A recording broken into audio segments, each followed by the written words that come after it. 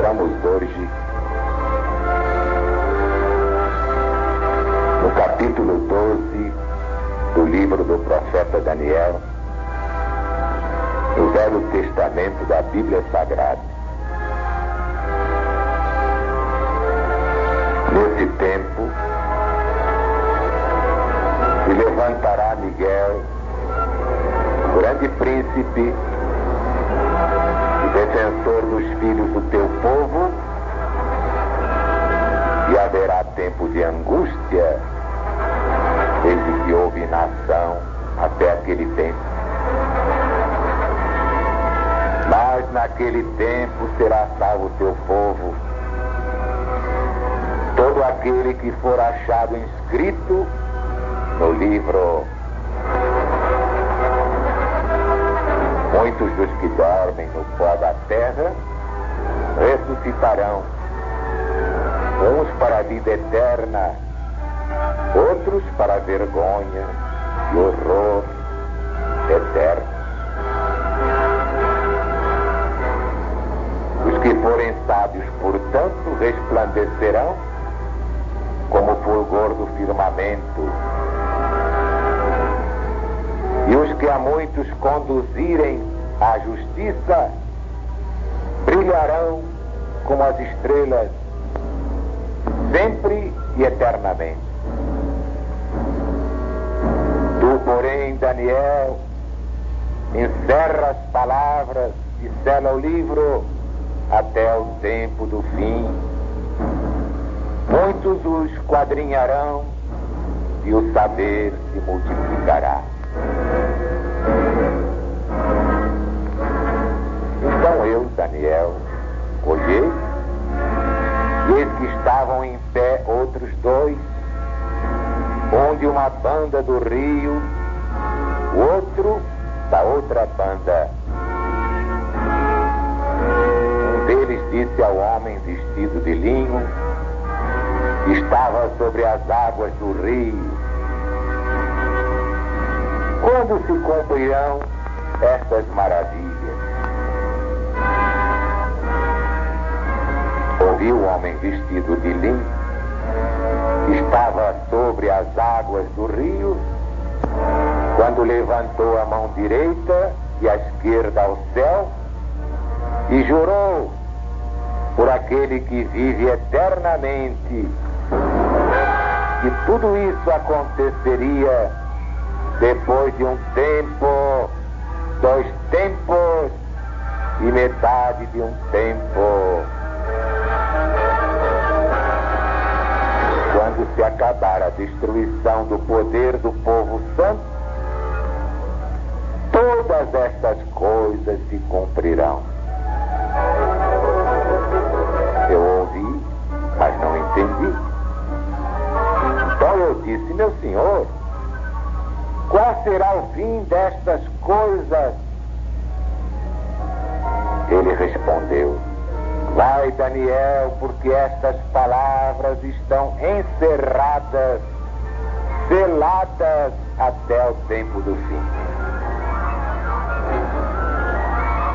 Muitos serão purificados, embranquecidos e provados. Os perversos procederão perversamente, e nenhum deles entenderá, mas os sábios entenderão. Depois do tempo em que o costumeiro sacrifício for tirado e posta a abominação desoladora, haverá ainda 1290 dias. Bem-aventurado aquele que espera e chega até 1335 dias. Tu, porém, segue o teu caminho até o fim, porque descansarás e ao fim dos dias te levantarás para receber a tua herança.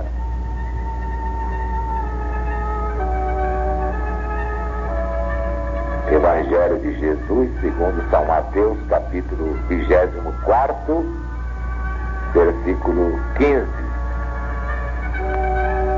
Quando virdes a abominação da desolação de que falou o profeta Daniel, no lugar santo, quem lê, entenda. E no versículo 44 do mesmo capítulo: por isso, ficai bem apercebidos, porque a hora em que não cuidais, voltará o Cristo de Deus. Evangelho de Jesus, segundo São Marcos, versículos 13 e 14. Quando, pois, virdes o abominável da desolação, situado onde não deve estar, quem lê, entenda o que está escrito no livro do profeta Daniel.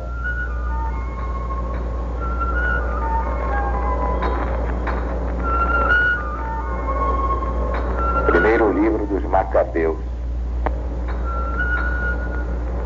capítulo 1, versículo 57.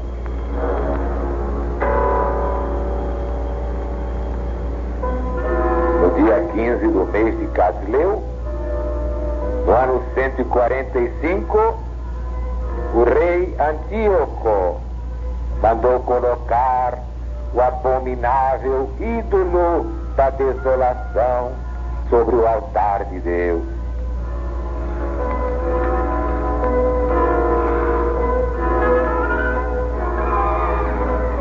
Como estamos vendo, Jesus recomenda atenção para a profecia de Daniel. Quem lê, entenda.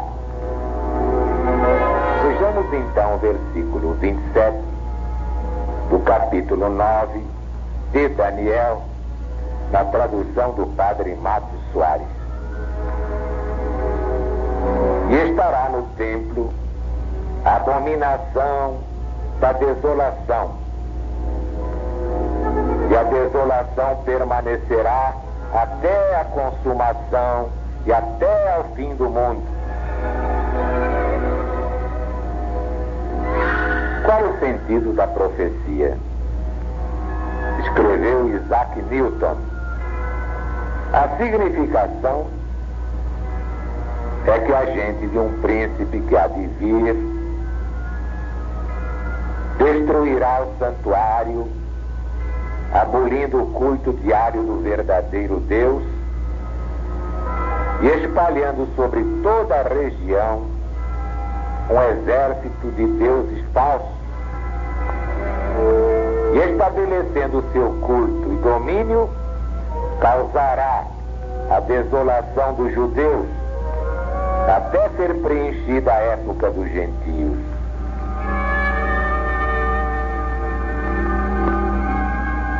Pois o próprio Jesus nos diz que a abominação da desolação, a que se refere o profeta Daniel, deveria ser estabelecida nos dias do Império Romano.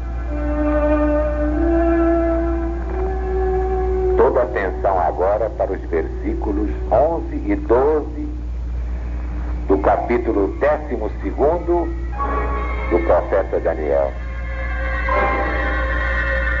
E desde o contínuo sacrifício retirado e posta abominação desoladora, haverá 1290 dias. Bem-aventurado aquele que espera e chega a 1335 dias. Elucidação de Aracelli. O contínuo era o paganismo romano em sua fórmula religiosa imposta pela espada conquistadora, denominada por Jesus abominação da desolação. A abominação desoladora, que seria estabelecida em lugar do contínuo, o paganismo, pelos braços de homens poderosos, segundo o capítulo 11, versículo 31, é o papado em sua fórmula de religião, que estabeleceu pela espada desoladora, como comprova a sua própria história. Quando foi feita esta substituição da abominação da desolação romana pagã pela abominação desoladora romana papal, esclarece o versículo, dando um período profético de 1290 dias. Ora, isto significa que se trata de 1290 anos. Para entendermos perfeitamente o que a revelação mais uma vez nos quer ensinar com relação ao contínuo, vamos recordar que o papado substituiu o contínuo paganismo romano no trono temporal até 1798. Neste ano, a espada de Napoleão Bonaparte derribou da liderança na qual aqueles braços de homens poderosos o haviam empossado em lugar do contínuo. Por conseguinte, o período de 1290 dias, que são profeticamente outros tantos anos de supremacia papal, encontrou seu fim em 1798. Assim sendo, como a razão ensina, devemos fazer retroceder de 1798 os 1290 anos para termos a data exata, o ano exato em que o contínuo foi tirado, como abominação da desolação, para dar lugar ao papado, a abominação desoladora. Ora, realizando a simples operação, ou subtraindo 1290 de 1798, temos como resultado o ano 508, que é a data da tirada do contínuo ou da substituição definitiva do paganismo romano-ariano pelo papado romano. Na verdade, os fatos históricos provam que o poder temporal do Vaticano começou a tomar forma para o 508. Como no caso da crise do paganismo romano com o cristianismo, o advento de Constantino preparou o caminho para a ascensão papal, também no caso da crise do paganismo ariano com o papado, o advento de Clodoveu, rei dos francos, preparou o caminho para a supremacia temporal do Vaticano na Europa. Finalmente, encontrou a profecia de Daniel seu pleno cumprimento. Foi desarraigada a abominação da desolação, o paganismo, e todos os elementos do império para dar lugar à abominação desoladora, o papado, desde o ano de 508 até 1798. Exatamente 1290 anos. Resultado: uma abominação foi trocada por outra. Vejamos agora o versículo 12, que é muito importante. Prestem atenção. Bem-aventurado que espera e chega até 1335 dias. Isto é, 1335 anos. Na profecia, um dia vale um ano. De 1290 a 1335 anos, há uma distância de 45. Ora, 1798 mais 45 igual a 1843. Os protestantes julgaram que se tratava do ano da volta de Jesus. Marcaram. Jesus vai voltar em 1843. Foi aquela expectativa e Jesus não voltou. O mundo inteiro se ligou então na propaganda do movimento millerista para receber não Jesus, mas o Paráclito. Sim, o que ocorreu foi a entrada do Paráclito no mundo, com os fenômenos desencadeados pelas irmãs Fox, a partir de 1843. Eram duas meninas, mas desde cedinho, revelando as suas mediunidades por influência dos espíritos. E essa fenomenologia interessou tanto Allan Kardec, que ele estudou a situação, e no seu estudo resultou a terceira revelação. Não deixou de ser uma volta indireta do Cristo, porque a ciência do cristianismo veio aclarar todos os textos proféticos, até então interpretados ao pé da letra. Como diz São Paulo apóstolo, a letra mata, só o Espírito vivifica. Agora sim, pode o Paráclito iluminar os textos bíblicos, abrindo os caminhos para a volta do Cristo de Deus, a volta real. Sabemos, por exemplo, que as profecias de Jesus se renovam em ciclos múltiplos, como vimos nas páginas do Apocalipse atualíssimo. E é por isso que se renova a abominação da desolação, assim descrita no capítulo 24 do Evangelho segundo São Mateus. Diz Jesus: quando, pois, virdes a abominação da desolação, de que falou o profeta Daniel, no lugar santo, quem lê entenda. Então os que estiverem na Judéia fujam para os montes. Quem estiver sobre o eirado, não desça para tirar de casa alguma coisa. E quem estiver no campo, não volte para buscar a sua capa. Ai das que estiverem grávidas e das que estiverem amamentando naqueles dias. Orai para que a vossa fuga não se dê no inverno, nem no sábado. Pois essa profecia teve seu primeiro cumprimento na destruição de Jerusalém, exatamente no ano 70 desta era chamada cristã.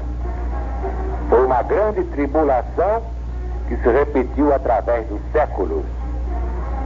Mas a próxima e última deste ciclo será a maior tribulação de todas, como diz o próprio Jesus.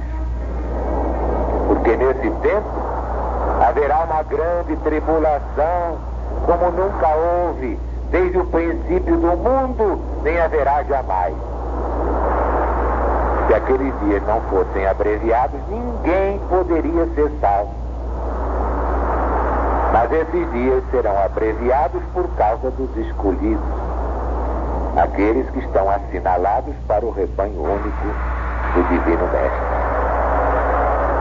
Logo em seguida, a tribulação daqueles dias, o sol escurecerá, a lua não terá luz, as estrelas cairão do céu e as potências do céu se abalarão.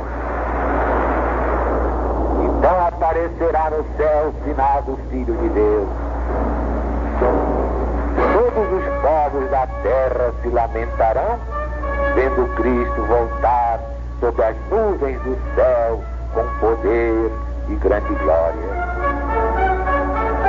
Ele enviará seus anjos com grande clangor de trombeta, quais reunirão os escolhidos de Deus dos quatro ventos e uma outra extremidade do céu. Eis aí, meus amigos, meus irmãos, a 16ª chave bíblica da volta de Jesus.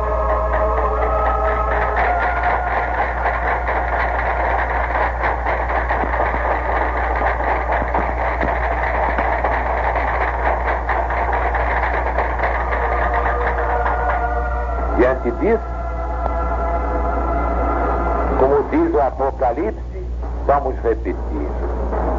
Ora vem, Senhor Jesus. Deus está presente.